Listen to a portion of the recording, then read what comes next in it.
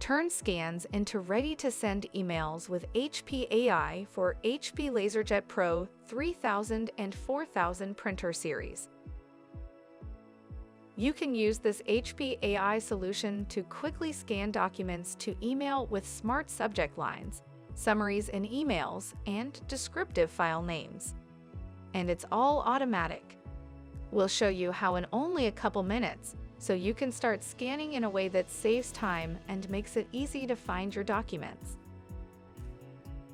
HP AI is currently available for select printer models in the United States for English language printing and scanning.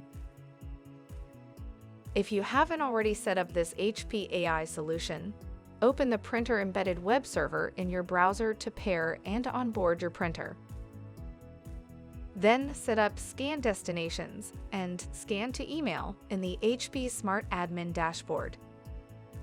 To scan your original document, load the document onto the scanner glass or into the automatic document feeder if your printer has one. Then select Scan on the printer control panel. Select Email. Then select the contact shortcut and any other options you want. Make sure HP AI Summary is on.